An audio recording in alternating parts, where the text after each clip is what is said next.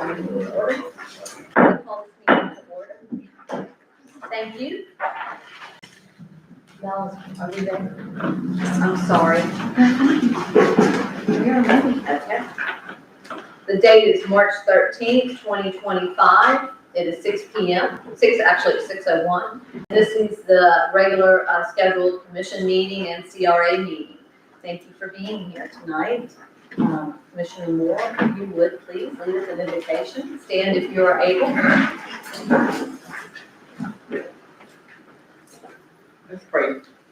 Dear Father, once again, we want to thank you for allowing us to come together one more time. We thank you for your grace and for your mercy. We thank you for how you have watched over us all night long, kept us safe from all hurt, harm, and danger.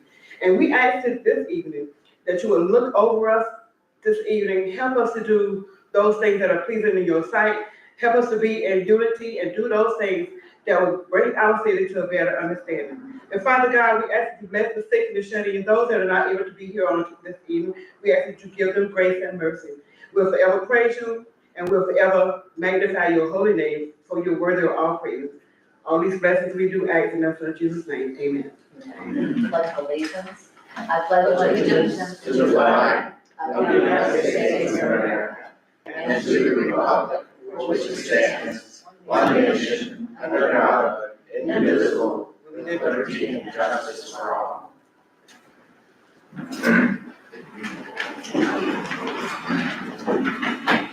Madam Clerk, if you would please do a roll call. Thank you. Mayor Michelle Myers, Here. Present. Commissioner Lisa DeVito, Present. Commissioner William Laurie, Present. Commissioner Linda Moore, Present. Commissioner Cynthia Burton, Here. Interim City Manager Michael Berliner, Here. Assistant City Manager, CRA Manager Christina Marie. Here. Putnam County Sheriff's Office Shonda Pugh. Here. And we have Finance Director Steve Conklin. Here. Mark Carrot, Zeb Cohen. Here. And we have Linda with James Moore. Here. And David Frame, our Natural Gas Director. Here. Great, thank you. With that, let me talk a little bit about what we have going on. Thank you all for being here tonight. It's a beautiful evening. Nice to have daylight while we're still here. And it not be dark. Normally it's dark by the time we get in here. So anyway, as we start off, we've got March 20th, the Fruitland Peninsula Historical Society is going to be hosting Mark Lane. He's Roaring Reptiles, Bountiful Citrus, and Neon Pies. He's going to be the speaker at their monthly meeting, and it's going to be at the Women's Club at 4 p.m. And again, that's March 20th. We've got the Women's Club, always has events going on. And so they've got, on the 19th, they have Bunko. And on the 20th, they have bingo. And I believe the doors open at 5. Bingo starts at 5:45. And then, of course, we've got our big event that's coming up, and that is the Catfish Festival. That's going to be Saturday, April 5th. So they were very successful last year, and we're very thankful that they decided, the Rotary Club decided to bring it back and give it life again after COVID. We're starting to see that with a lot of festivals today. I was at a tourist development meeting this morning, and the applications, we haven't seen these many applications in a long time, so that's good to know. But the Catfish Festival is Saturday, April 5th from 10 to 5. The parade will be at 11 o'clock, beginning at 11 o'clock. They're going to have live music with Clave 386, Clave 386, Frazzle, I can relate to that, Day 3, and Landfill. Of course, always the dinners, they're gonna have the swamp cabbage, gator, quail, frog legs, and strawberry shortcakes, everything that the Catfish Festival is known for. They're gonna have arts and crafts there, displayed, I guess, with all of the vendors. They have a car show also, which is They did this last year, and that was a huge success. They'll have the big car show as well. So please, everybody, come out. This does benefit our seniors. It's Dollars for Scholars, and the Rotary Club raises money for them. And it's a lot of hard work that everybody puts into this, and I'm sure we'll have beautiful weather. There's that. This is the 43rd year that we'll have it. We took off 4 years for COVID, but it's the 43rd year. And up to now, we've raised over $1 million for scholarships for students at Crescent City High School. I was lucky enough to receive one myself years and years and years and years ago. But we like to remind everyone that that's what it's all for, is to raise money for scholars, to send kids to college and to technical schools. And we've been doing that for 43 years, and it's an honor, and we all enjoy it. It really is, and it's a great time here in Crescent City. Soul Food Festival was this past couple of weeks ago, and I don't know if you got out to that, but it was their 3rd annual, and they did an outstanding job, and it was a great turnout. Commissioner Moore, you and your group, y'all did the concerned citizens. It really was awesome. So thank you for doing that, and the investments everybody is making in Crescent City. I know that when we've got the downtown partnership, they're going to make their announcements when they get up today. So Mayor, I have one more. yes. Also for the Women's Club, the end of the month, on March 29th, there is a spaghetti dinner, $10 a ticket. At the Women's Club, I think you can buy tickets at the door. But the spaghetti dinner is a fundraiser for the Special Olympics team. Okay, thank you. Thank you. Rachel said there was another event, so thank you for bringing that Well, to I us. have my 2 tickets, so You have- I just read off the tickets. Are you selling tickets, or are you? I don't have any to sell, but if someone wants them, I can get them. And Carol Horner and Susan Fraser and Liz asked me Women's Club number, they'll get you a ticket. Okay. With that, I'm going to, we have our approval of minutes. We have no minutes on this agenda, but I am going to open it up at this time for public comment. So if you have something you'd like to bring before us that is not currently on the agenda, or you haven't, I have one, that please, by all means, step forward, state your name and your address, and you have, we have 3 minutes. And Mr. Newbold, thank you. I do have a speaker card for you. Thank you for being here. Okay, I'm John Newbold. I live at 566 on Highway 17. I'm here representing the Blue Ribbon Committee. The Blue Ribbon Committee is dedicated to producing a business plan that will demonstrate a viable path to funding for the purpose of renovating the Miller Middle School property for city and community use. The goal of this business plan is to produce a funding recommendations to come to the city for the school's renovation and operation without bringing a burden to the taxpayers of Crescent City. That's our goal. Now, on a state level, there's much discussion on property changes related to taxing the structure of the state. And the Blue Ribbon Committee is concerned about this, as is everyone. This could take years to settle out. We see the rural communities not being left out, but being protected in the long run. With this in mind, the Blue Ribbon Committee knows its purpose does not change. Push forward in its quest to find possible funding for the renovation and operation of the school property to come as recommendations to the Crescent City Commission Now, the following are some of the possible sources for funding.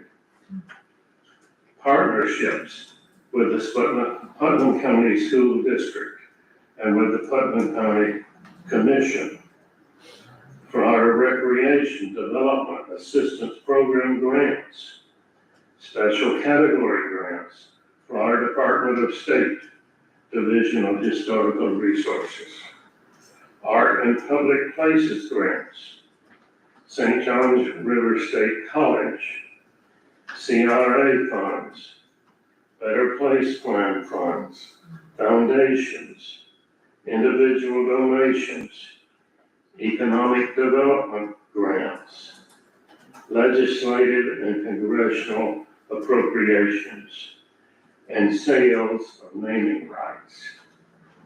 Now, there are some examples around us that give us encouragement. We've talked about Pearson School several times, but there are others. The Delray Beach High School has been renovated and is now a museum, similar in age to our school. Boynton Beach High School has been renovated and through grants and is now a community center. The Seville Elementary School is a preschool and a community center. Hastings High School, which is a similar age as our school, has recently been turned into a technical training center and a community center. It's happening all around us, and I know we can help it happen here. Some of the people we'll be going to for help are Rick Gonzalez, president of RAG Architect Firm, Paul Weaver, president of Historic Property Association, Robert E. Taylor, a local noted architect, and of course Brad Purcell, the father of the Better Place Plan. And I'll close with this statement. We, the committee, Blue Ribbon Committee, and the community are proud of our city. We thank the City Commission for their continued support and for keeping us safe and on a sound fiscal footing. We are a true community with a complete infrastructure and sound financial underpinnings. This is reflected in the City Commission, and we thank you individually and as a whole. Thank you. Thank you very much. Thank you, Tom. As I take my paper. This is not here. All right.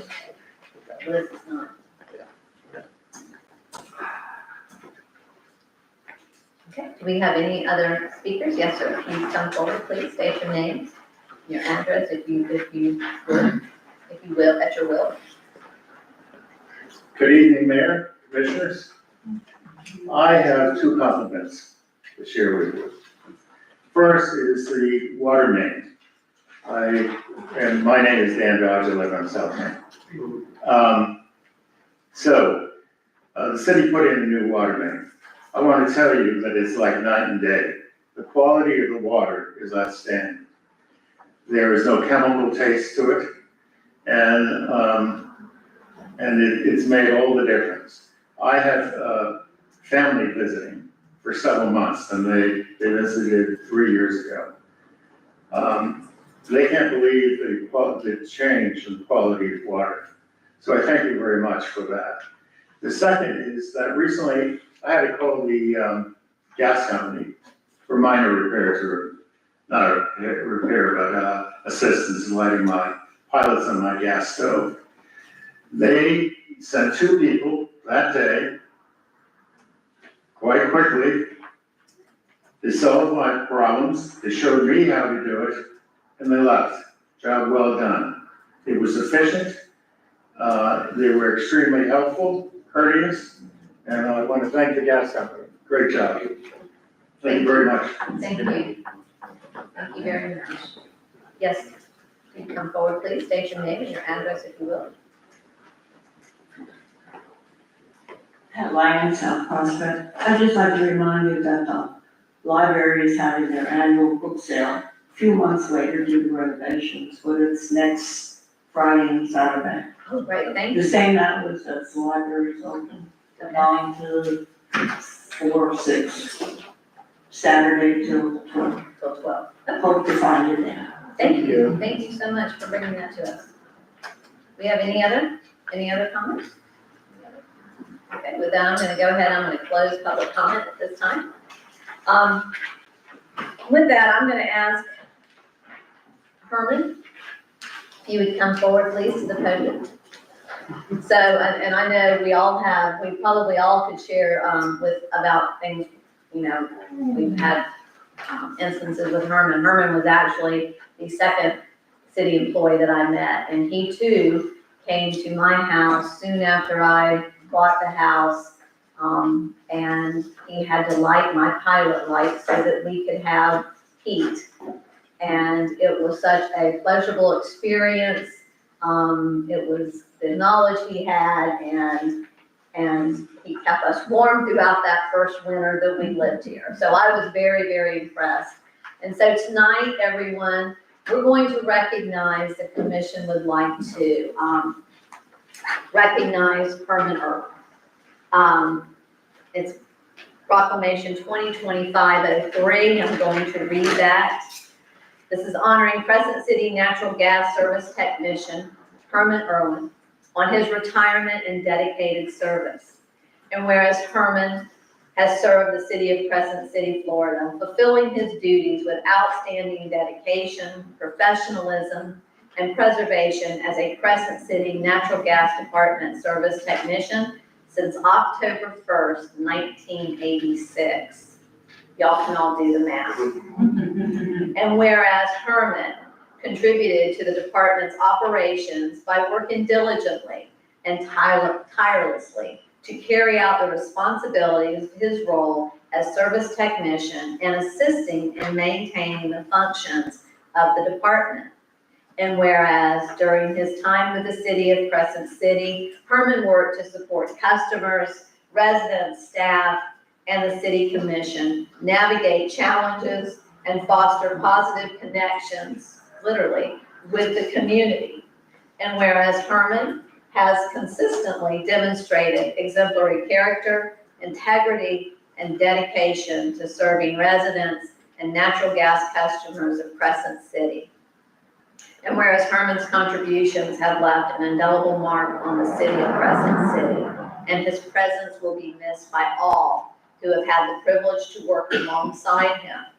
And whereas Herman will be retiring from the city of Crescent City to embark on the next chapter of his life, and the city wishes to express its heartfelt gratitude and best wishes for him and his future endeavors. Now, therefore, I, Michelle Myers, Mayor of the City of Crescent City, Florida, along with the City Commission and the residents of Crescent City, do hereby recognize and commend Herman Irwin for his service and contributions to the city and our community. And we all extend our deepest appreciation for his time with us. In witness whereof, I, Michelle Myers, Mayor of the City of Crescent City, have hereunto set my hand and caused the seal of the City of Crescent City to be affixed this 13th day of March, 2025.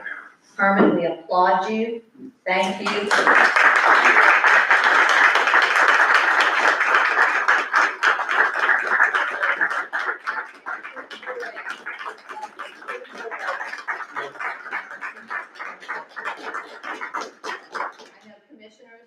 Any of you have anything that, and we've got Dave, you've worked alongside Herman for most of those years.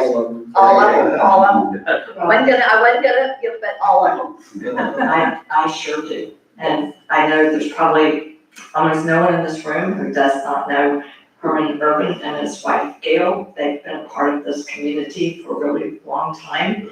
They live right here in this community. People talk about what a friendly town Crescent City is, and what great customer service departments of the city has. And all I can say is that, anytime you need the gas department and Herman comes,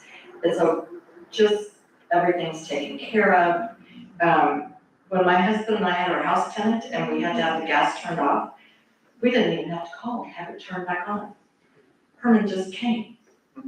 He saw what was going on in the house, the tent was off, the cars were back, showed up. So that is just how he operated and brought that spirit to the gas department. So thank you. True example of a public servant. So thank you. I had a little story, really, I think it involved both you and JT. You know, we have our place over on, North Prospect. Right. And you guys installed the gas line and all that for us, but we gave a call and we had found a pipe on that old building we bought next door to us, and it was sticking out. So we called them, so we don't know what this pipe is or anything, and I think it was JT that walked over and looked at it, pulled it out of the ground and walked away. Wasn't attaching anything, you guys kind of chuckled, got back in the truck, I said thank you, and, but they were quick. And it was done, you know, and so, thank you. And my mom's gonna miss you too. She has a natural gas, I don't have that, but anyway, we had to call just the other day, but they came real fast, and I do appreciate it. Because we didn't even have heat that night, but my mom, she's an elder lady, she's 91, so it was cold in there, but he was there the next day, the new guy, I wasn't there to meet him, but he came just as fast as you did, and I do appreciate it, thank you so much. We appreciate that you have left your legacy with those that are coming behind you and tried to teach them the service that you have provided to the city. And so we are great. I know you and Miss Gail, they have their first grandbaby. So this is a wonderful time for them to spend some time. I've never seen Herman get so beaming with pride and excitement as he did when he was talking about his grandbaby. So we just wish you both so much happiness in this next journey and adventure that you're about to take. Thank you. Enjoy. And you're still gonna keep the lights on over there, right? Okay, so if anybody knows, Herman loves outdoor exhibits. He loves, and his house is always, every season, he and Gail make sure that they light up the community, so. Halloween and Christmas especially. Jay, do you have any? Just the fact, we've lost Herman, he's been gone 2 weeks now, but, we've already had issues with the new kids, and I said, God, we need Herman, but I said, call Herman will tell you what to do, and he's been doing that, so we love him for that, but no, me and Herman, we worked together for 38 years here, the fire department, all different things, and, we've had kids together, I didn't have any kids in the beginning, Herman was married, so he'd have one, I'd have one, he'd have one, I'd have one, back and forth, but, we've seen a lot of good people come and go from Crescent City, some passed away, but, Herman is definitely a part of Crescent City Natural Gas and always will be, but, you're missed very much. And, I like this. but you're just down the street now that I've moved, so, we'll have lunch, we'll be fine. I'll tell you my problems and you can fix them for me. I told him that when he walked in, I said, Herman, it looks like you've already dressed for retirement. I told him, do you not see him with his natural gas shirt on? Well, Dave gave him a few old shirts to keep, so he has them. I gave him a pristine, a brand new, but just in case, And his old name badge is right, didn't he? Herman, do you have anything you'd like to say, and then we'll take a picture? No, y'all said it pretty good here. Yeah, just, this job, I promised my father-in-law when I first got the job, I promised him I'd stick the job out for at least a year. He won the bet. He won the bet. No, we won. We were the winners there. So the city had a recognition luncheon for he and his family, and that was nice. That was nice. But tonight, I think the whole, we wanted to make sure that the commission recognized you. Let's get a picture.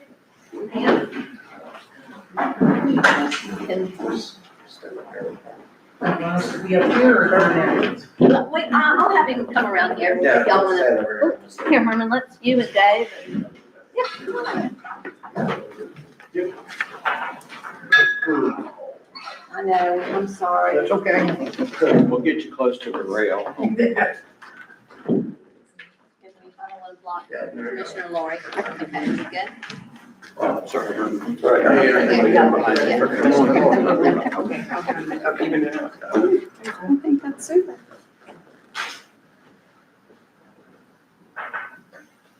All right, thank you. Likewise. Nice to Thank you for everything.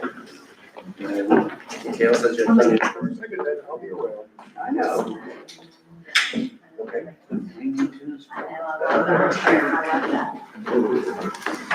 It looks like it's on the key. I know.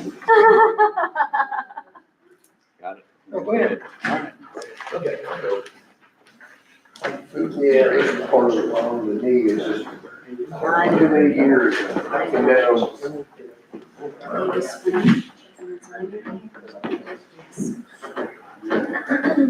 Well, I'll move on one down the road.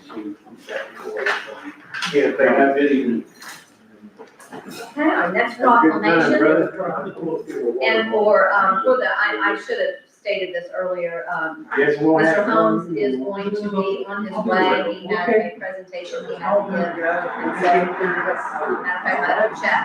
He's gonna text me when he's on his way. So this is our proclamation, the city of Crescent City, Florida, whereas water is a basic, thank you, Mr. Dodge, you led into this, basic and essential need of every living creature, and whereas the state of Florida, water management districts, and the city of Crescent City, Florida are working together to increase awareness about the importance of water conservation.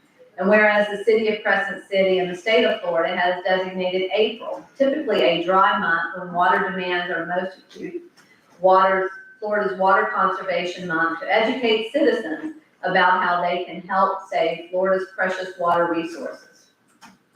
And whereas the city of Crescent City has always encouraged and supported water conservation through various educational programs and special events. And whereas every business, industry, school, and citizen can make a difference when it comes to conserving water. And whereas every business, industry, school, and citizen can help by saving water and thus promote a healthy economy and community. And whereas efficient irrigation design, programming, and maintenance can conserve water, the city of Crescent City will encourage citizens and businesses to evaluate their irrigation systems for potential efficiency enhancements. Now therefore, be it resolved that by the virtue of the authority vested in me as mayor of Crescent City, Florida, the commissioners do hereby proclaim the month of April as Water Conservation Month. The city of Crescent City is calling upon each citizen and business to help protect our precious resource by practicing water-saving measures and becoming more aware of the need to save water. For this, the 27th year of Water Conservation Month, there will be a special focus on irrigation system evaluations. This is sealed this 13th day of March, 2025. Thank you very much. Any comments? I do have just one comment. And I think we talked about this a while back, I forget why. As far as I know, the Water Management District has regulations about lawn watering, but they don't really enforce them. And I've suggested before, we might want to consider if we had lawn watering regulations that mirror the Water Management District, and we could enforce that with code as more of an educational tool, or to use in an egregious situation. But that might help with education. Just a suggestion. Anything, anybody else? Okay. With that, we're gonna move on to our, to James Moore and Associates, with our draft audit findings. Brendan, you're here representing, go ahead and introduce yourself if you would, please. Is there a clicker? There's not many slides, but just a couple.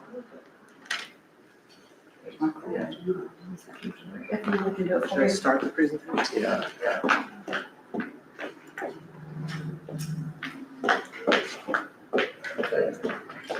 You might, it's got a little button on there, the power thing on the side of it.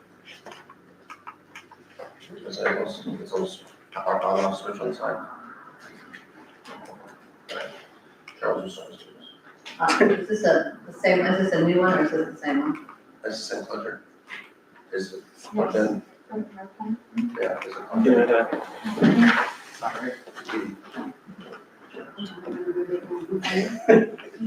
Yeah, might be, this is whole. Absolutely. Sorry. Yes. Good evening. Good evening. I'm Brendan McKittrick, Director of James Moore and Company. I appreciate the opportunity to be here tonight.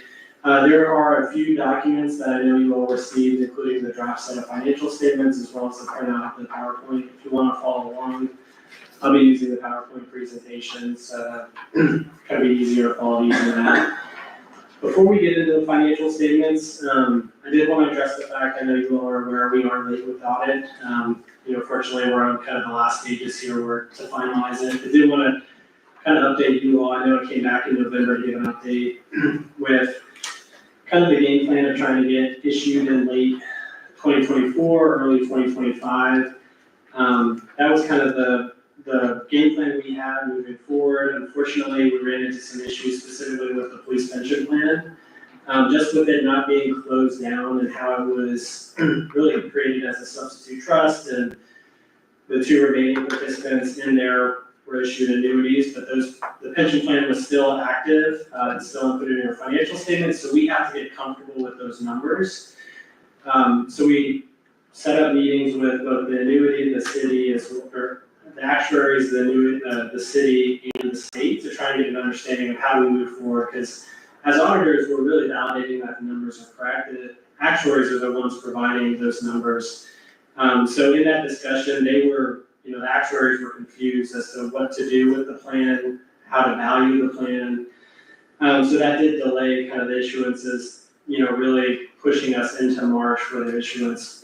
We were able to get enough information from the actuaries to get comfortable with fiscal year 2023, just due to the timing of when the annuities were purchased and, the kind of the remaining two participants in that plan. But I will say for 2024, this is going to create some challenges as well. Again, talking to the actuaries, this is a very unique situation. So they want you all to kind of be aware that the police pension plan is one that's kind of out of the ordinary. So obviously getting our hands around that and understanding that was a little bit of a challenge. But again, it's, happy to be, I know you all are happy to get to this point as well. So with that being said, I did want to thank both Steve and Julianne, who's the kind of third-party CPA you all used. There was a lot of late nights and weekends, and I know we all worked on this. So really appreciate everything that he did to get us there to this point. Also wanted to thank the commission for the opportunity again to perform the audit for fiscal year 2023. If you want to move to the next slide. So I mentioned the financial statements. So again, just like to remind you all, these financial statements are your financial statements. However, there are some reports as auditors that we included here as well. The first report being your audit report in the front. This is where we express our opinion over the financial statements, really kind of the reliability of the numbers that you all are seeing in the financial statements. We do have what's called an unmodified opinion, or a clean opinion. It's really kind of the best opinion we can provide over a set of financial statements. The second report in here, the report on internal control and compliance report, we do have some comments in here as well, and I know Commissioner DeVito did send some questions to the finance director. So I'm going to try and address those questions as I'm going through the comments, just to kind of clarify some items. But obviously, Commissioner, if there's anything I can try and shed light to, I can try and address those as well. The first comment, reconciliation of account balances. This really has to do with the amount of audit adjustments we had to post. You can go back, sorry. Yep. The amount of adjusting entries we posted and kind of the significance of those adjusting entries. And those adjusting entries vary from accounts payable to accounts receivable related to the utilities and things of that nature. and really just indicating, hey, the account balances we started with really needed to be adjusted and reconciled to supporting documentation, and really recommending that, as the city prepares for the audit, making sure those numbers are sound before we start the audit really. So again, the idea is that we're just validating that the numbers are accurate and correct. So again, I know Commissioner DeVito, I'll try to address some of the questions you all have specifically to this one. So with regards to proper cutoff, so when we talk about cutoff, we talk about where either the expense or the revenue is being recorded in what period. So accounts receivable, accounts payable. So we found instances where essentially that activity was recorded in FY '24, but should have been recorded in FY '23. So, if a payment was made after year end, but that's really related activity in fiscal year 2023, making sure that gets recorded that way. So when we talk about cutoff, again, kind of making sure that from an accrual perspective, we're recording all the appropriate accruals. You asked who in the city should be responsible for taking place. Does the commission have a role? Definitely think, as part of governance, you all do have a role in kind of making sure that both management, finance, and accounting have the appropriate controls in place. They're really set up for success, before we go through, and implement the audit and make sure those account balances are, correct and accurate. Again, I think in the meeting I mentioned in November, the biggest issue we see is turnover. So, with Steve being the finance director, he was kind of thrown into the middle of everything in FY 2023. My recommendation would be to encourage, again, the longer Steve's able to kind of get his hands around things, the better the city will be. Again, the continuity is huge, and I'm not saying he'll do this, but if he were ever to leave, it would just kind of bring us back to where we started, which is obviously not what any of us want. So again, kind of making sure we have that continuity. And then I think the last question, will there be any increased review or sanction from the state of Florida? So the state will reach out regarding any repeat comments and ask, hey, what's the game plan moving forward? Similar to the conversation we had, anytime the state reaches out, we want to make sure we're responding to those, letting them know what that game plan is moving forward and how we're going to remediate or correct those findings. The next comment, the bank reconciliation comment. So as part of our procedures, really, we don't want to get started with any of our work over the audit, specifically related to cash. If cash isn't reconciled, a lot of things can be off. So specifically, when we were going through our audit procedures, specifically in planning, we noted that bank reconciliations got behind. So bank reconciliation is a key control and a part of any accounting and finance department. So again, you all have, at the time, I believe, 2 bank accounts. The main operating account was behind. And then the customer deposit account was actually not reconciled when we started the audit. So again, making sure that those are being reconciled timely. Best practices right after month end, 10 to 15 days. Talking to Steve, that's been corrected. He's on, from our understanding, he's on top of that. So there are reconciliations that are happening timely. Again, that's a good key control for you all in the city. I think I addressed, I'd like to, rather than that, I'd really like for us to go through the PowerPoint if we can. Okay. And Sure. talk about a little bit about, if you can explain to those that are listening so that they know, because a lot of people don't understand, there's like the material weaknesses and significant deficiencies. Sure. Which one, Yeah, so material weakness, in the report, you'll see it's, the way we define that is a deficiency or a combination of deficiencies, specifically in internal control, where there's a reasonable possibility of a material misstatement in the financial statements that wouldn't be prevented or detected or correctly on a timely basis. So something severe enough where we would want you all to be aware of. Again, that first one being material weakness, just because of the severity of the adjusting entries we had, that's what creates this comment. Significant deficiency is one where it's not as severe, but still significant enough that we want you all as, part of governance to be aware of. Again, it is, these comments are ones where, again, we would want to make sure those are shored up and we've got good controls in place.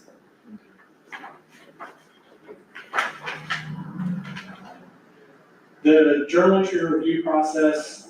So again, another key control as part of your process. So making sure that as part of the journal entries, you have basically a separation of duties where you have one person entering a journal entry and another person approving it, so separating those duties, but also making sure you're maintaining supporting documentation. So when we do testing over journal entries, we want to make sure, hey, does this look reasonable? Why are we posting this journal entry? So we tested 10 items. Of those 10 items, only 4 items have a sort of supporting documentation. So again, as auditors, we say we love documentation, but there's a reason for that. You want to be able to support and substantiate why we're posting those journal entries. So again, recommending that that process be separated, but also maintaining that documentation.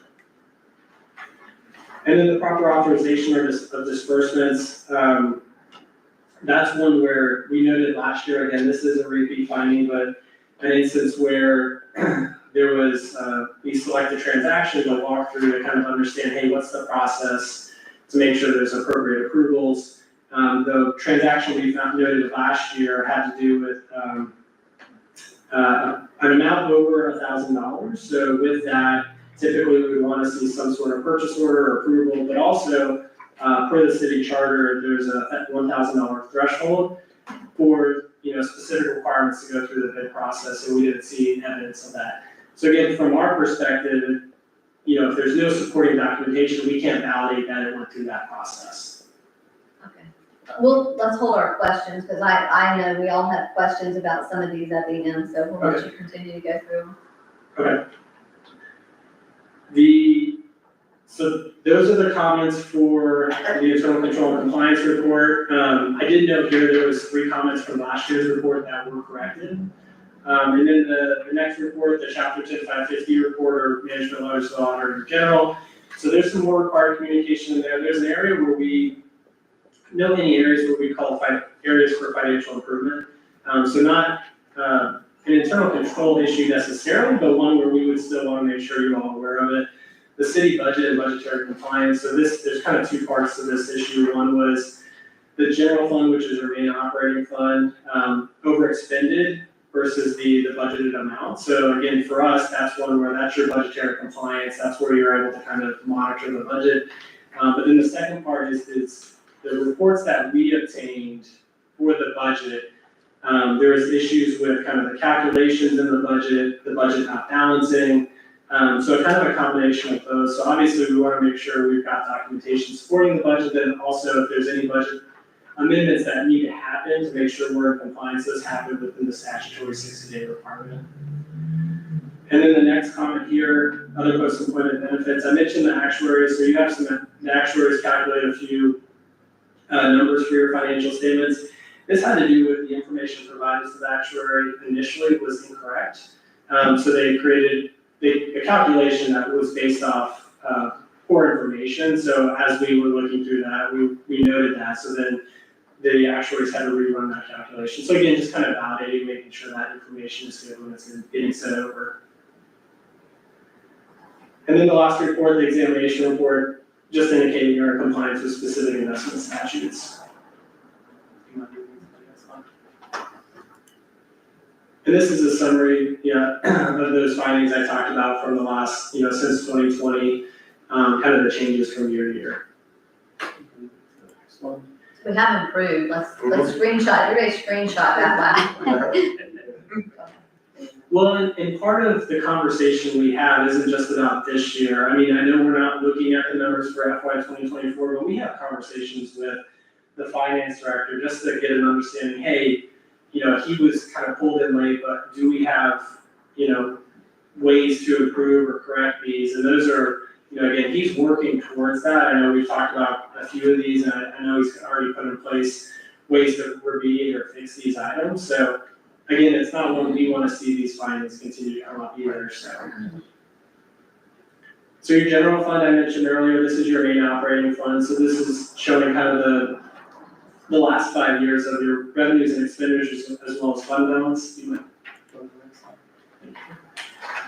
And what we do specifically in the general fund, we compare your assigned and unassigned fund balance as a percentage of expenditures. And what we use is the GFOA, Government Finance Officers Association, recommends 2 months for 16.7%. You can think of this as a floor. So you don't want to go below the floor. But this is also one where I always like to, remind all my clients. We live in Florida, we've got hurricanes, there's times where you need those funds for emergencies. So wouldn't, really looking at this number, wouldn't want to get too close to that floor of 2 months or 16.7%. So kind of in line with what we would expect. And then on your other governmental funds, your better place funds, you have a restricted fund balance of about 515,000, your CRA of about 137,000 for redevelopment purposes, and we are required to issue a separate CRA on it. We have no findings. We did have a finding in 2022, that's been corrected. Next one. On your business type funds, so we do a similar kind of analysis on your unrestricted net position related to those funds, your gas and water and sewer. You can see gas no longer has a deficit. Water and sewer did go down, but this. Oh, sorry. But this is one where we always like to say this is half the picture. Again, we're looking at the numbers, but obviously you want to, we also say like what's beneath the ground. So you want to invest in that infrastructure, providing services to the citizens. You don't want those systems to go out of date. That being said, I think you all have about $1.8 million in investment in that system. So again, that's what we would want to see as well, to continue to invest in that infrastructure. Next slide, please. Some other highlights, long-term debt. So no changes as far as kind of the debt piece itself, just the balances. So no long-term debt with your governmental business type. You've got the $1.5 million of unpayable, $350,000 of loan payable.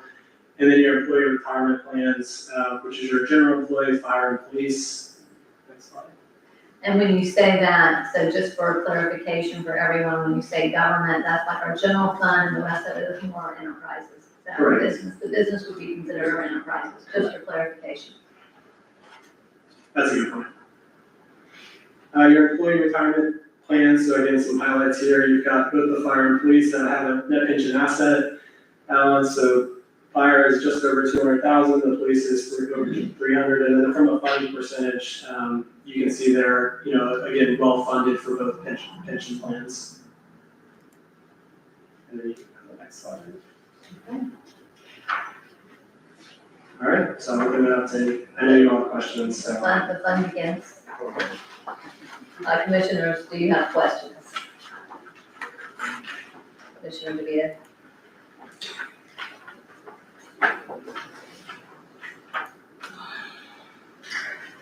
So, essentially, I think I have more questions for Steve and for us as a commission, as opposed to the auditors at this point. But, you said one of my questions to you that was sent in writing is, does the commission have a role in making sure that the improvements to the collections actually happen? Can you give us any examples of how that should be handled, what our role might be? That's a great question. So I think there is a role you all can play. Basically asking for updates from staff is that, hey, these are the findings we have. What's the plan moving forward? When's the expectation this will get remediated, and just having updates. So you're not in the dark on any of these things. So I think that's a great question. My question was just, as far as the management response to the audit findings, why the letter is responding to 2022, and not the 2023 finding? That was the timing of when, because we were at a crunch, and I know we're trying to work towards the end of the month. When we were working together, we wanted to get a draft in your packet as soon as possible. So as we got the packet together, Steve was working on the responses. So in the printed copies that I handed out, they do have the updated responses, but unfortunately due to the timing of when we were trying to present, it didn't happen. It was last year. Yeah, that's what I was confused. Yeah. So there is one for this year. Well, I just have it might be a silly question, but while we're trying to fix this audit, are we kind of getting ready for 2024 as well? That's great. Are we doing this in tandem, or? So Are we put aside so that we gotta catch all that at the end of the year, or what's the deal? No, again, so working with Steve, as we were coming to kind of land the plane on this audit, it's like, okay, when do we get started in FY '24? So we penciled in some dates with him to start our interim and planning procedures into this month, so in a couple weeks. Because I know you all don't want to be late, we don't want to be late either. So again, gonna hit the ground running really. So once we get this issued into the state, we want to turn the page and move on to fiscal year 2024.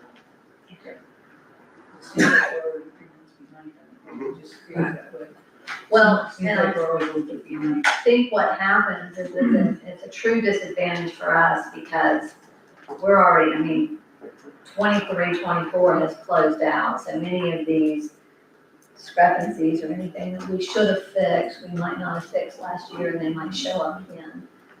Just because, now we know going into 25, 26, that we know now from that point, but it is, so, in talking to Michael earlier today, it was, if we can get the ball rolling on this, make sure that we are doing the reconciliations.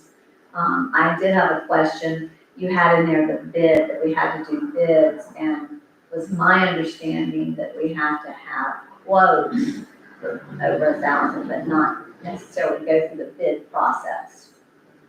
I'd have to look at the charter, I think, because I know Commissioner DeVito asked the question, we have the charter, I can't remember the specific language. I thought it had quote and bid included in there, but I'm not 100% sure. That would be, I don't believe so, and that would be very restrictive if we had to get a bid, have to go through a bid process every time Michael. Yes, everything over $1,000, we go out and we get a minimum of 2, usually 3 price quotes. Anything above 25,000, we're required to go out for bid and put together a bid document with the technical specs, so that's what we would do. Okay. That makes sense. I found that, in there, and then I did have a couple of questions in that when you go through this, there's a lot of information, and you have to read through it, and sometimes when you're reading the different paragraphs, but I love at the very end where it says, everything worked out, no fraud found, no nothing, and I'm just wondering if possible that when you go through and we get our final, is there any way to underline that final finding throughout these, or bold those, just so that somebody reading that sees it, because as you read it, you're like, you're having a heart attack going, oh my gosh, and then you get to the end of it and it says, there is no finding, which, you always want to see that. So that was something that really stuck out with me. I didn't know if we could do anything with that. As far as the state is concerned, I know we have been in direct contact with the state constantly. Thank you, Steve, for doing so. With this material, and it seems odd, the material is more serious than significant, because sometimes when you hear significant, that sounds like it would be. From the state's perspective, with the findings that you have, do you have any insight to how they're going to perceive this, how they would perceive this? So Commissioner DeVito's question on what they focus on are repeat comments. So if you have a repeat comment, they really want to know what's the plan moving forward. There are comments so preparation of financial statements isn't a comment you all have, but that's a comment we have on small municipalities that happen every year. Those are comments they're okay with. They may follow up, but they don't have concerns with it. But they will follow up with a letter. And again, JLAC likes to send a letter. Yeah. But again, the most important thing, like when we were running late, is to communicate. The worst thing you can do is not communicate. And we've always, every year, we've made sure that we've stayed in direct communication with them. And to my knowledge, there's no, at this point, we have no penalty, there is no penalty, correct? I asked that earlier today, but right now, we have no penalty. Yeah, our plan is to get everything out the door tomorrow. That was my next question, is how soon are you gonna get this to Tallahassee, and how are you going, is somebody gonna drive it there? One of us need to drive it there. I'm going there next week. Yeah. So we actually have a Tallahassee office, so there's somebody we're gonna have there. That's what, And then when you come down to, the journal entry review, where they're both recording and approving, in a small community, I'm sure you run into this with small municipalities all the time, where you have very limited staff, and they kind of do a lot of things. What is your recommendation for that? I mean, would it be that Steve, that he's recording and the city manager's approving, vice versa, that Roberta's recording and Steve is approving, except for there's times when he's doing the recording and she's not. So what is your recommendation? Just so that as we go forward, we need to have procedures in place so that should Steve leave, the next person who steps in knows what our procedures are.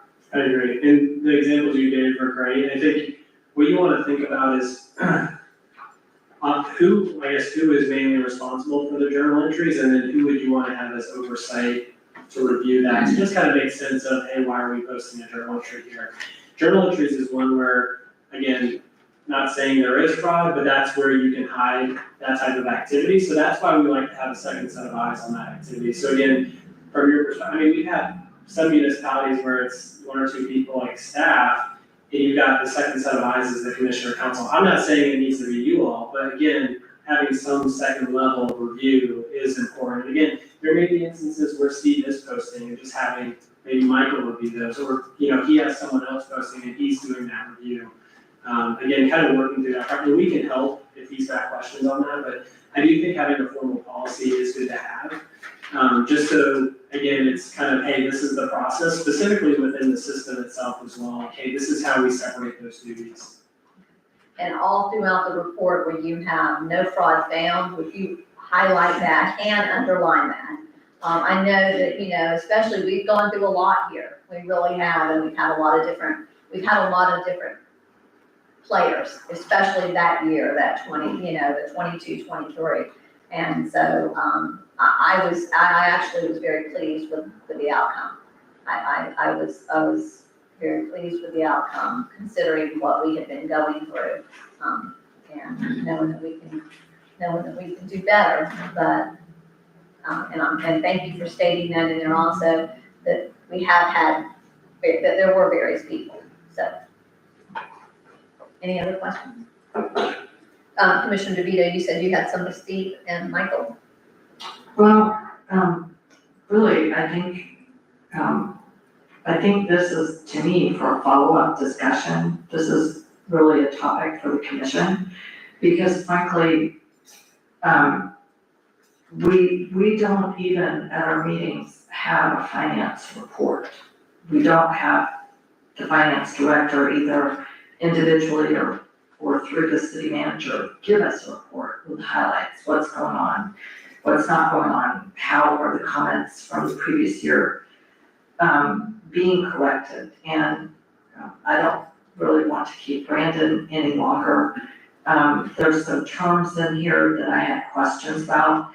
I think as a commission, we need to spend some time on this, understanding what these issues are. There's some references to commission policies or to the city's policies. And that was a question that I had for the auditors. Are these policies from the charter, from the ordinance, staff developed policies? I don't know, we just get this audit every year and there's findings and then we move on. So my suggestion for us as a commission is that we spend more time on this and we go through with Steve, really, I guess, going over what Brandon suggested, that he go through and we can ask Steve questions and he can walk us through how they're handling this so that we are informed, because the buck really stops with us. And if we don't understand, then we're not able to really either help the staff or take responsibility for what's happening.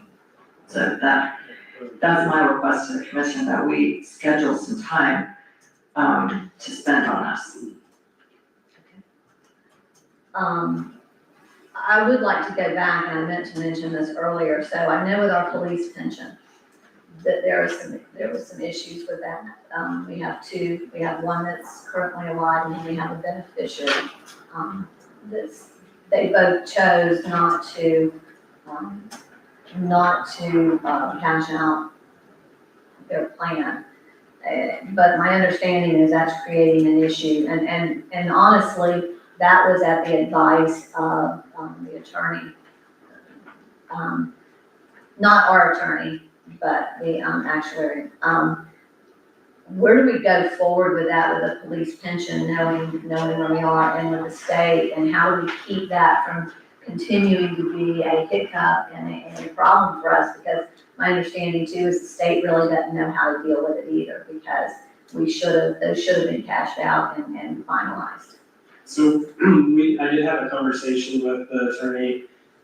She made a comment that she thinks the state's gonna force them to shut it down. Okay. So again, I think the recommendation when we were kind of talking before was just to continue to follow up and see what happens with that. Again, I think for fiscal year 2024, it's gonna create some difficulties, because again, we're verifying that the numbers included in the financial statements are accurate. When the actuary doesn't know what to do, it just puts us in a tough spot, because we're in calls and we're like, all right, actuaries, what's the direction? And they're like, we haven't seen this before. So that's where we're, as a group, we're trying to get together, like, how do we get through? So for 2023, we were able to, move on and get the information we needed, but for 2024, they made it seem like it's gonna be challenging. My hope would be 2025, with the state's able to kind of move it in the right direction, but again, I don't know. So the state's gonna help us, the state should be able to advise us as what they want us to do with that. It's my understanding the state wants their money, Okay, so they want it to close down, okay. but again, we're in a spot where we're just trying to like, hey, what are the numbers that need to be included, and everyone's kind of like. So I know that has held us up. That probably has been the thing that has held us up for the last couple of months. Yeah. Is getting those from actuaries. I guess we need to start on that like right now, and putting them on notice that you need all that documentation and what documentation you need, so that we're not in the same predicament next year. So, yes, there may be another option. Okay. So we kind of talked about that preliminarily, of going the route of not including that information and having what's called a modified opinion. So basically saying everything's clean except for the police pension plan. We would want to make sure the AG is okay with this, because there are instances, I mentioned OPEB, that is a actuarial report you all get. We have You municipalities, explained to everybody what OPEB stands for. other post-employment benefits. Oh, yeah, okay. I just want to make sure everybody knows that, because It's not easy to find in this audit. But that's one where we have small municipalities that go the route of not including that to get a modified opinion, and the state's okay with it. So it saves them money by not hiring an actuary. So there may be a route to exclude the police pension information so we can finish the 2024 audit, but we have to verify with the Auditor General that they're okay with that route. I think they will be, and again, we were talking about that, and then again, course corrected based on what the attorney suggested for the police pension plan, but that may be another option we have. Commissioner DeVito. And thank you to our auditors. One particular item of information, I don't know if my questions for the auditors were circulated to everybody else. It was my intent that they should be, usually those kinds of questions are. And then the other thing I would ask is, I think when letters come from the Joint Legislative Auditing Committee or the Auditor General that tell us that we're late or that there may be sanctions, that those should be shared with all the commissioners and the public, in the commission packet, because except for the letter that I asked for from the Joint Legislative Auditing Committee last year, I've not received any letters. So I have to read about it in the paper, and the public reads about it in the paper. And so it's kind of a big mystery. And I think it's better if we all just see the letter, and it's probably not as bad as it looks, and it really should not be a mystery. I think the more we know, the better we understand. I'm still not sure what differentiates us, from LACA. As my understanding, they're looking at a significant withholding of funds. And I've had people ask me, what is the difference between us and LACA? And I can't tell them. I can tell you exactly what the difference is. Communication. Communication Okay, but has been. there's no way for me to know that. And there's no way, for the public to really know that. So I would appreciate receiving the major letters from Joint Legislative Auditing, the ones that say the deadlines, what the penalty is if we don't meet the deadlines.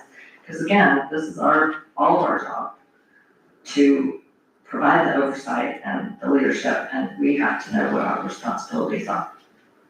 I didn't read about us in the paper, but I guess you must have read about us in the paper. You said you read about it in the paper and that's how you found out.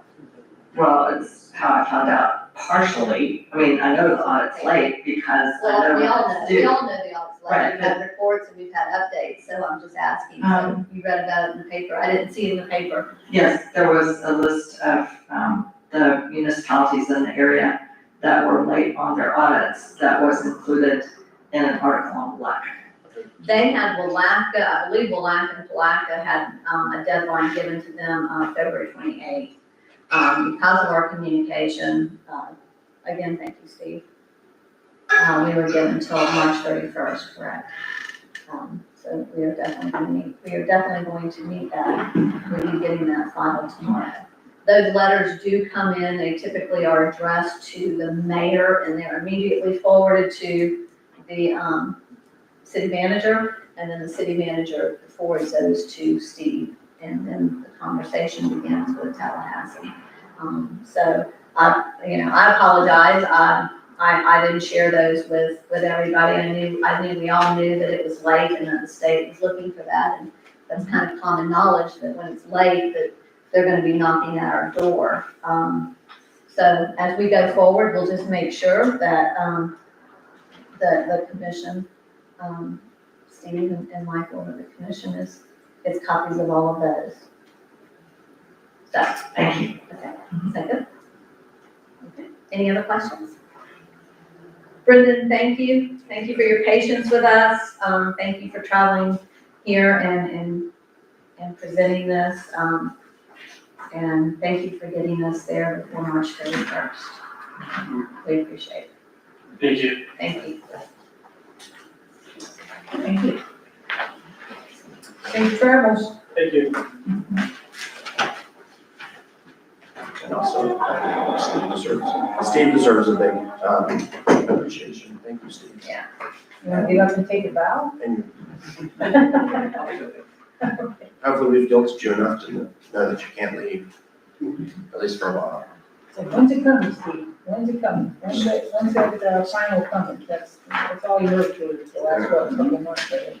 I've been hearing that since the summer, really.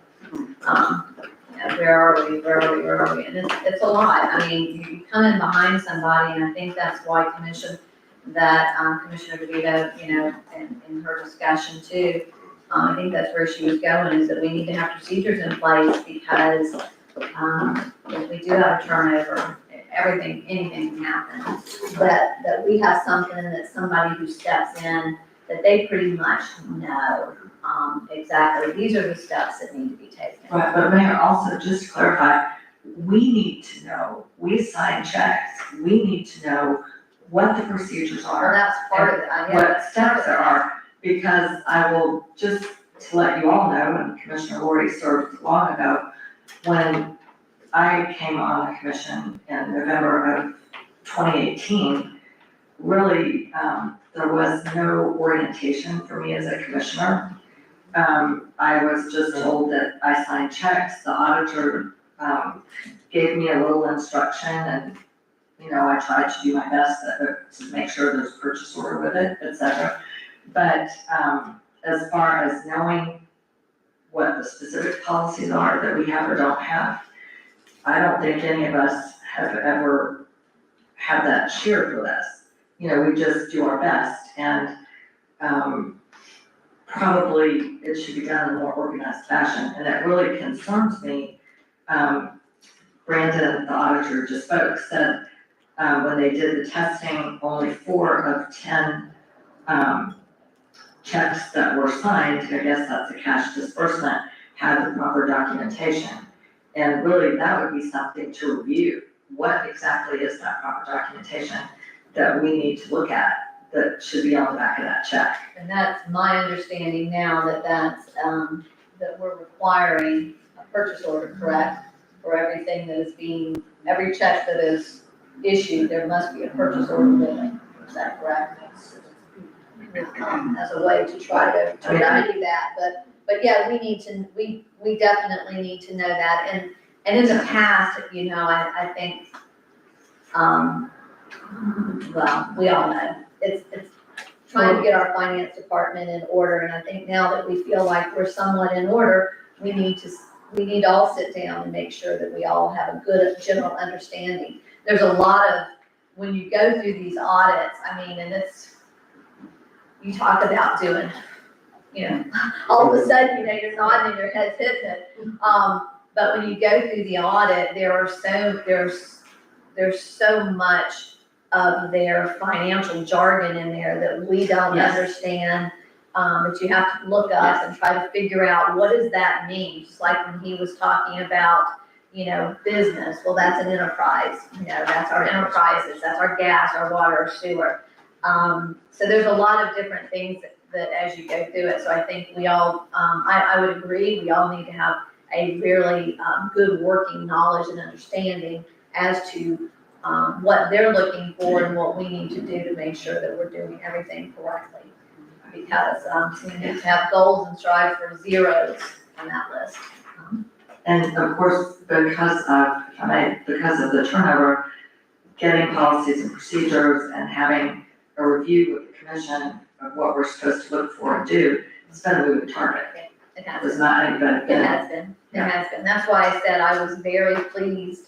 I was very pleased with the findings, and my understanding is that Tallahassee they should be okay. Hopefully they'll be okay. I was very pleased with the findings. That was too, in comparison. Okay, with that, if everybody's ready and we're done with that, I'm gonna move on to the sheriff's office. I believe Dawn, and that's the only reason I was checking my phone, is Right. uh-huh. I have kind of a dumb question, but are we supposed to vote to accept that audit report? I know that, our attorney's not here, but is that something that we usually do? Actually, that's true, we do. We have to vote on the actual findings, that we accept the draft, and then he'll put it in final form, yes. So would you like a motion? So, Mayor, do you want a motion? I would like a motion. Okay, Don is on his way. great. I move that we accept, the audit report, from James Moore for fiscal year 22-23. Second. I have a proper motion and a second. Commissioners, do we have any further discussion? If not, Madam Clerk, if you would do a roll call for us, please. Commissioner DeVito, Aye. Commissioner Lori, Aye. Commissioner Moore, Aye. Commissioner Burton, Aye. Mayor Myers. Aye. And then there's the second CRA report. And then we have to do the CRA too. And for everybody, he didn't go into the CRA, but our CRA had no findings. No material findings, no significant findings, so our CRA audit came in clear. That one did get 0. Short and sweet. Short and sweet, well, and short, but it was It was sweet. Comparatively. So I'll entertain a motion for that, please, accepting our CRA. I move that we accept the CRA audit report for fiscal year 2022-23 from James Moore and Associates. I'll second. Okay, we have a proper motion and a second, any discussion? Okay, Madam Clerk? Commissioner Burton, Aye. Commissioner Moore, Aye. Commissioner Lori, Aye. Commissioner DeVito, Aye. Mayor Myers. Aye. Okay, so approved, and we'll make sure, so when they look at ours, because we have a CRA, like Willaca doesn't have the CRA, but because we have a CRA, it shows that that's late too, because that has to be audited, so we'll make sure that those both go in and they have been going correct. Okay, with that, Sergeant Dupuy.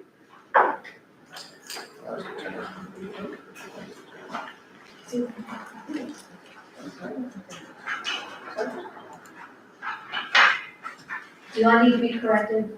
Yes, ma'am. Are you lieutenant? Yes, ma'am. You're lieutenant, I am so sorry. I go back and forth and I'm like, is he the sergeant or is he the lieutenant now? Is he, okay, so thank you for bringing that. I apologize. That's okay. I That's know okay. that in your line of business, I so apologize. Please No accept that. worries, no worries. Good evening, Commission. I'm Lieutenant Shannon Dupuy with the Sheriff's Office. I'm standing in for Captain Usher. He's on his much-deserved vacation. So we've had a very good month in the city this past month. Just space bar over there. Beautiful. So we had no reportable crimes for the month of February. Our known problem folks are still incarcerated, so that's a big benefit to us. The state's working with us really good on that. The state is, Yes, state ma'am. attorney's office. We had one minor traffic crash at Huntington Road, East Grand Rondo. A vehicle traveling on Huntington Road turned onto Grand Rondo and flipped the front of another car. No injuries, minor damage to the vehicles.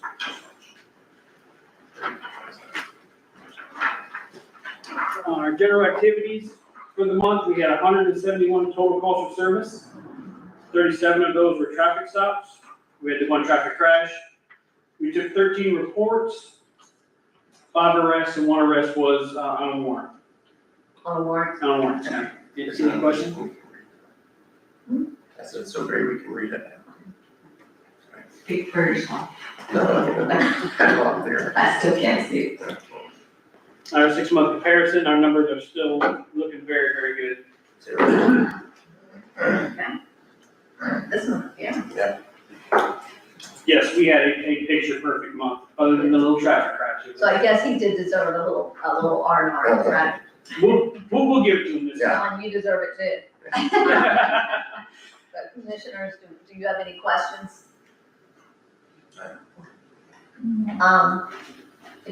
Commissioner DeVito, did you? No, I don't have a question. Excellent report, Lieutenant Dupuy. Thank you. So just for the commission, and maybe we could bring this up when Captain Esri is back next month. I have raised the issue before that perhaps we should ask the county to lower the speed limit on 308 Huntington Road, because right now it's 35 until you get all the way pretty much to the blinking light. And there are traffic crashes, we all know that's a bad intersection. People have complained about the speeding on that last 2 blocks between East Grand Rondo and the traffic light. People kind of treat that like it's a one-way. And now with, we have an elementary school out there, now there's gonna be a new school even farther out. I just think Willaca has 309 at 30 miles an hour. And I don't know why it would hurt anything to bring it down. If you could mention it to Captain Esri. I will. Also, I do want to mention commissioners, if we want to talk about this a little bit. So the county has approved repaving 308. They're doing some repaving and 308 is being repaved. So, my recommendation would be to the commission that we somehow go about that with them. That they do something. I know Commissioner Burton, I believe you met with them with, Charles Rudd, several years ago about that, but right there at Grand Rondo, really right where the wreck was. Yes. There's an issue there with people coming off of Huntington Road onto Grand Rondo, right there where it goes. And so maybe when they're repaving this is a good opportunity, that we reach out to the county and ask them to reconsider doing something there. And of course, as Commissioner DeVito has asked for that speed limit to be lowered to 30 miles an hour. But I think definitely as a repaving, this is the best opportunity before they get that started. I know they're probably, I think, going out to bids right now, so, Commissioner, I don't know how you feel about that. The other thing I would bring up is that, I don't know how many of you go out, 308 to Union, past Union, there's a lot of activity going on there now. And that's right up in the city limits. Because we annexed out to that possibly we talked to, the county as well as, and I don't know, maybe you can tell us your thoughts on this, as putting a four-way stop out there, much like they have at, Union and, Old 17, they have a four-way stop there. I just noticed that when people come up to that, because a lot of them are coming from that direction, they're expecting that, and you just see some hesitation there, and I'm surprised something hasn't happened, but as more and more traffic occurs there, and you've got all that construction traffic, I just think that might be something. Do you have any thoughts on that? I think it would be very beneficial with the new school going there as well. I would probably try to get the county to also maybe put a blinking light there, Okay. because there's been no stop sign on 308 ever. So that'll be hard for people to get used to, and they'll be running through that a lot. But with the light there as well, I think it would, it'll draw their attention. But with the school there, I think we probably have a pretty good chance trying to make that happen. So would that be something that you would do on our behalf, or do you want to talk to Captain Esri? I'll get with Captain Esri City and see if we can work, manager, see how we work that out. As you go through different communities, and I know people complain about that, and I know we're still trying to work on getting this one right here at Main and Central, but a lot of times in residential areas, those intersections are four-way stops. And so, it's just. I just have a quick question. Yes, ma'am. The right out here on 17, Yes. okay, at 4 o'clock in the morning, it's almost like a speedway out there, which really indicates to me that our stop sign, because there's no traffic. That we have one stoplight, and I don't think there's a whole lot of traffic, going east to west for the most part, so everybody's just trucking through. What triggers that stoplight? Is that on a timer of sorts? What is it that triggers that? I don't know for sure. If I was gonna make an educated guess, there's probably the wires in the pavement that work, it's magnetic. It works when metal, like a car goes over it, that's what will trigger the light. So it's censored. So it won't turn red going down 17 unless someone is at Central on either side, or if they've pressed the pedestrian button to cross. Right.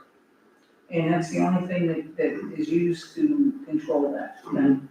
In other words, I can say every 5 minutes, it turns red. No, it'll stay green for hours at night. Oh, yeah, I know it does. Yeah, in the middle of the night, I can hear it, so, okay. I think to get that changed, you'd probably have to go through, FDOT probably. You have to get That's all right, I was just curious.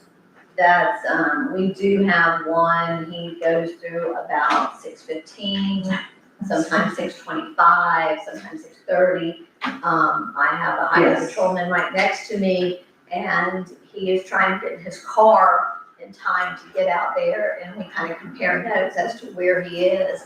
And he's on a motorcycle, he's on a motorcycle, and he is, it's not because the motorcycle's loud, it is loud, but he is flying through town. And, I've talked to Captain Esri about it. Now I'm hearing him in the evenings, in the afternoon. You know what kind of motorcycle it is?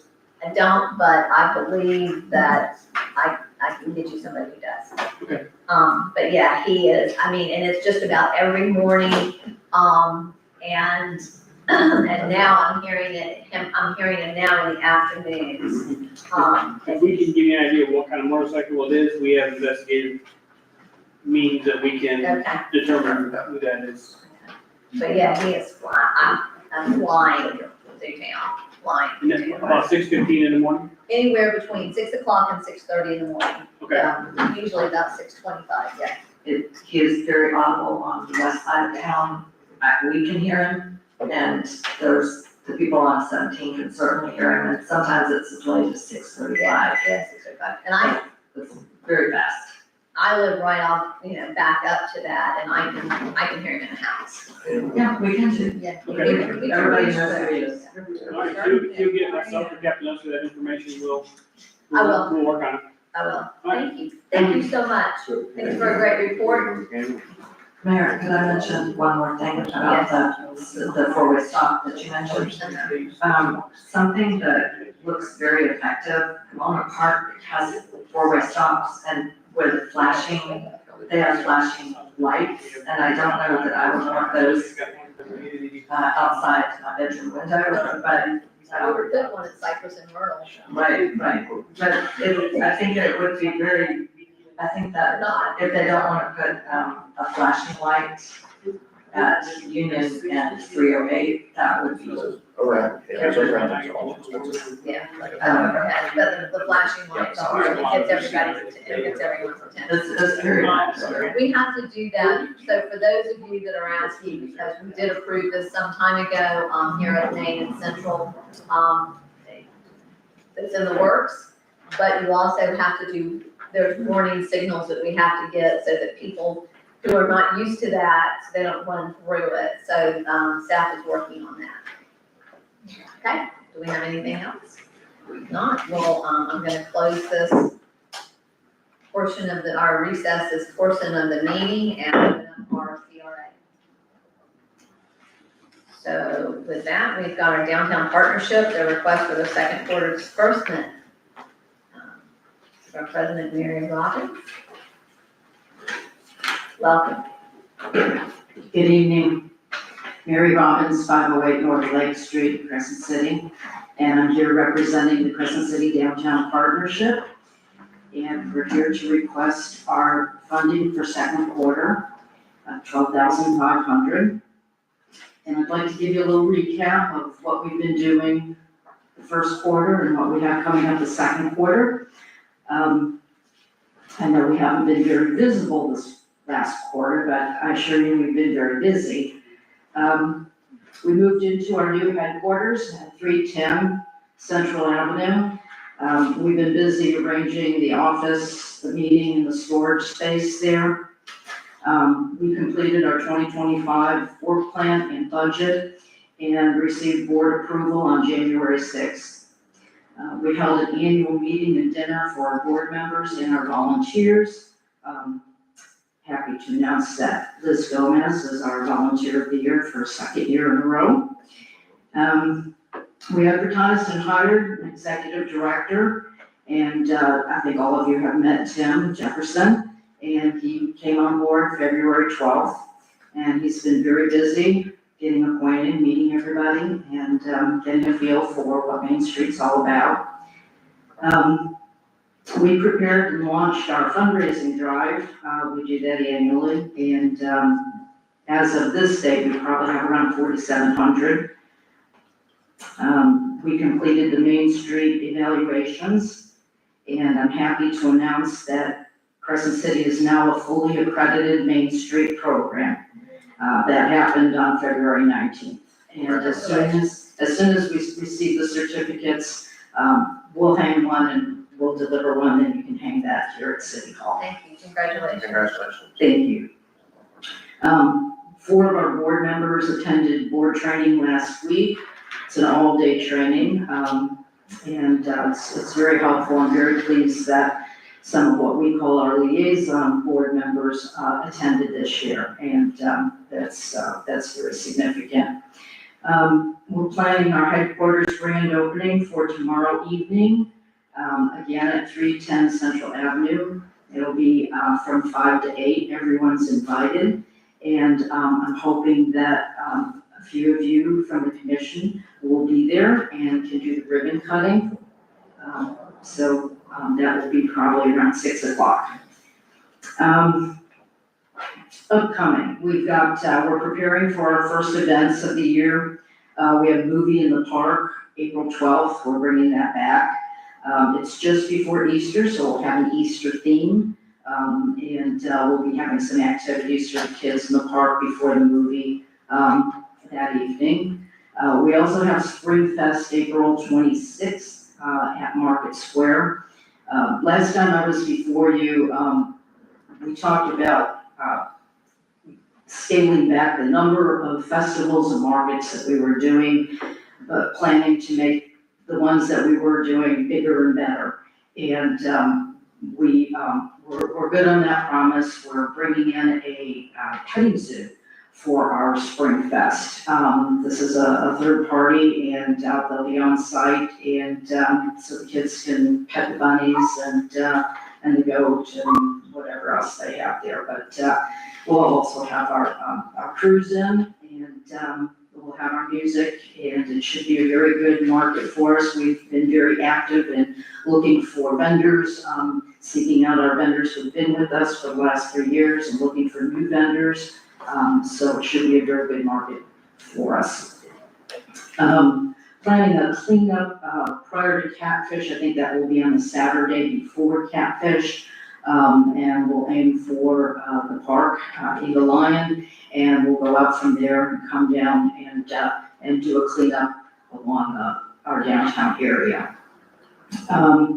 We're also talking with Rotary about assisting with the Catfish Parade. At our board meeting this month, they asked us if we would be spotters, if the partnership would be spotters on the parade.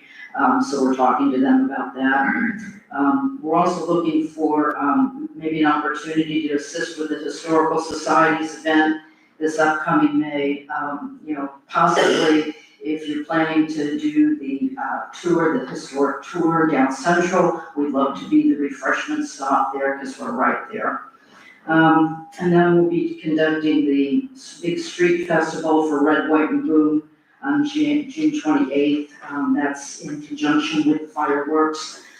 That's usually a big event for us, and we'll be closing off the street as usual, bringing in vendors who are have things for the kids, and also food vendors, and that should be a very good event for us. So that brings us up through the end of the second quarter.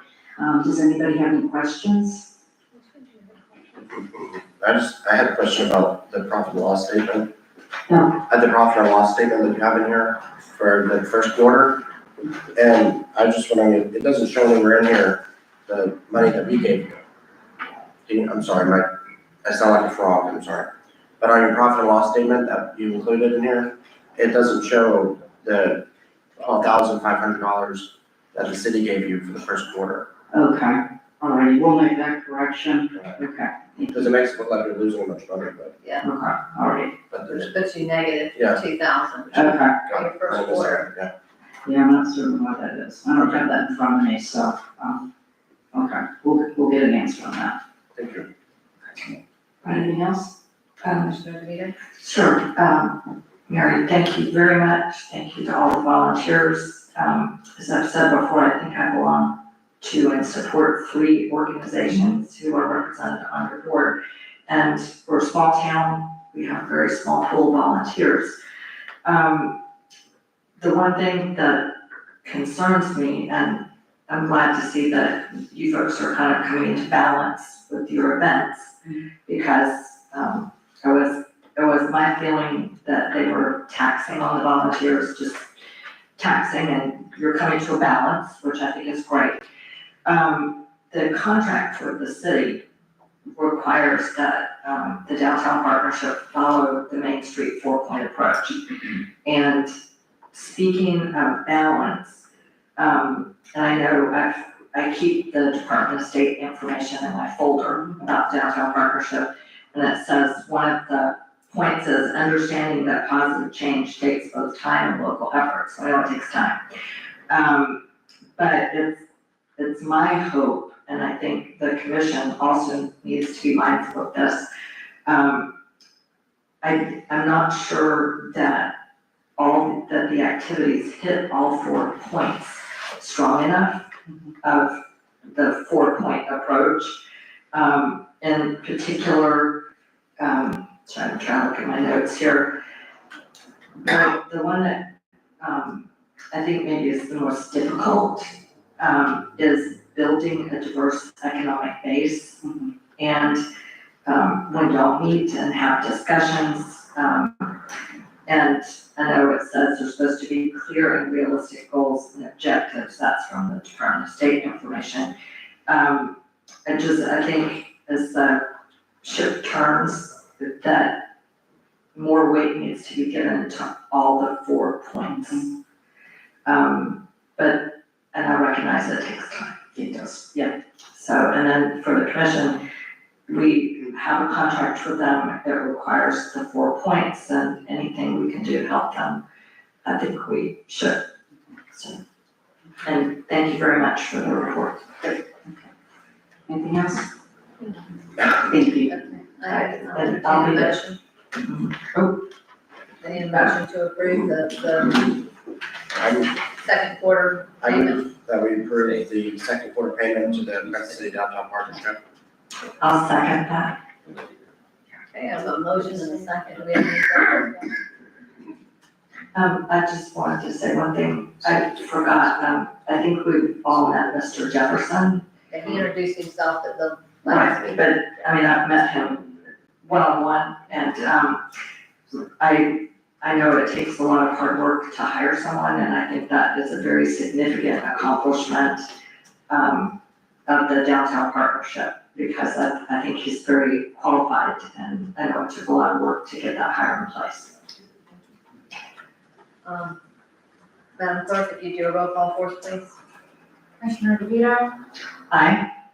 Commissioner Lori, Aye. Commissioner Moore, Aye. Commissioner Burton, Aye. Mayor Myers. Aye. Okay, so approved. Thank you. Thank you, Beth. Thank you, Mary. And congratulations. Thank you. It's Great. great success. We appreciate it, everything you do. With that, I'm gonna go to the legislative update. I know we have this in here, I believe Commissioner DeVito provided this, and this is regarding our CRA. This is, do you want to give us kind of an overview as? Certainly.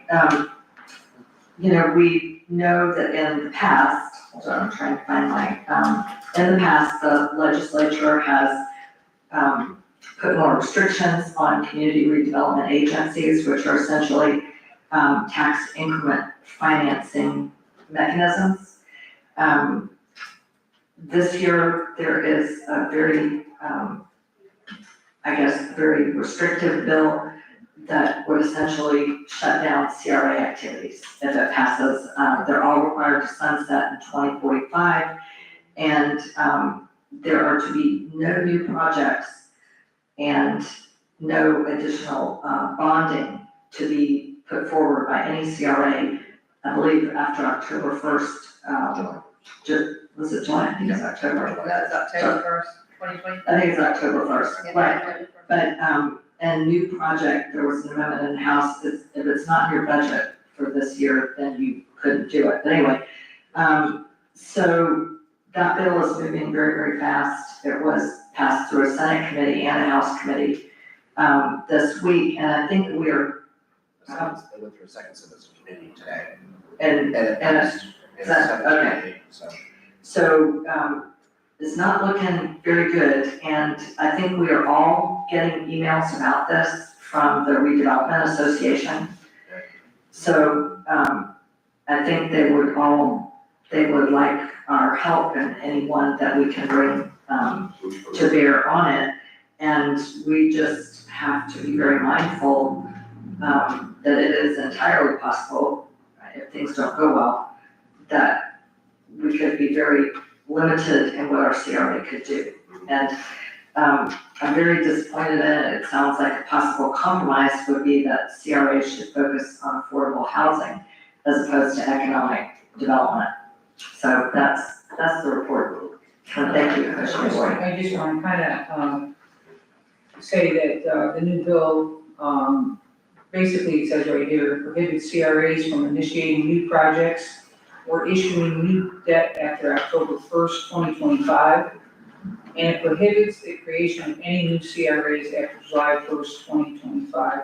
So this really is, they really just want to dissolve it. Well, our current main, or the older. Central CRA does sunset in 2035, but the two other ones would sunset in 2058, so the north and south. So it wouldn't really affect, it wouldn't cause the central one to be dissolved necessarily early, but the north and south would be. And like you said, it says no new projects. And no bonding, we haven't bonded, but still, it is a big deal, and it is definitely worrisome, and it's moving fast. Right, and so if you read your emails, I think they're asking us to call our legislators and, I don't know what any other, municipalities in our area with CRAs are doing. But I think it would really be the loss of an economic development tool, particularly for small towns. Who's going to Rule Days in Tallahassee? Are you going to Rule Days next week? Legislative Rule Days? I'm not going to rule that. I'll be going. You're going next week? Yeah. Okay. I'm going the week after that.